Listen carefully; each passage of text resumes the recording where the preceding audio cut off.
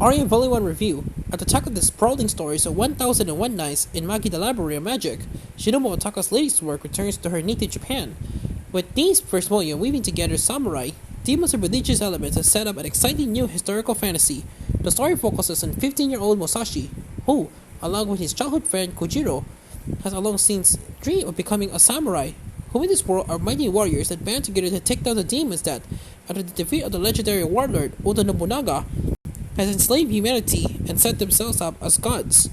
Dreams don't always work out their way to expect, however, as Musashi has found himself on the road to becoming a miner, one of the mindless sheep that mine precious metals for demons to feast up, while Kojiro, having been ostracized as a son of one of the more vilified samurai, has lost his sense of purpose and now spends most of his time smoking and fishing.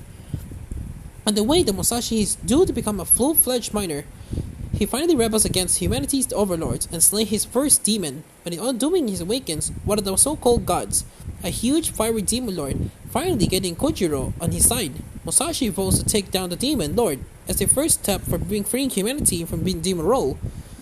His first volume largely sets the scene for what is to come, but it's by no means light on content, having to introduce the central characters, the predicament, and the world around them, while the characters themselves don't particularly stand out so far.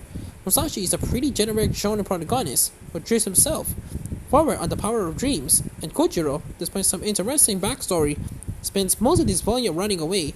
It's a world building that really strikes me as fascinating with this one. But there are probably more manga and anime about Japan's Sengoku warring states period than you could possibly count.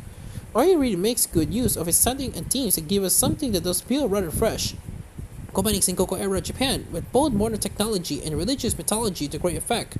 The band of samurai were made in this volume, inspired by the Takeda clan, and just a massive biker gang, swapping horses for futuristic-looking motorcycles that looks like they will be right at home in one of the more modern Final Fantasy games, all decked out on spiky crystals.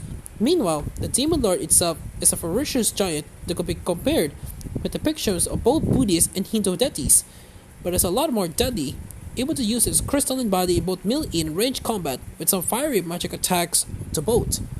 For some of this, like the bikes, sounds a bit silly, and honestly got to say that the design work on this is fantastic, and how long Otaka has taken the religious inspiration for the Demon Lord and made it into something both horrifying and tremendously powerful.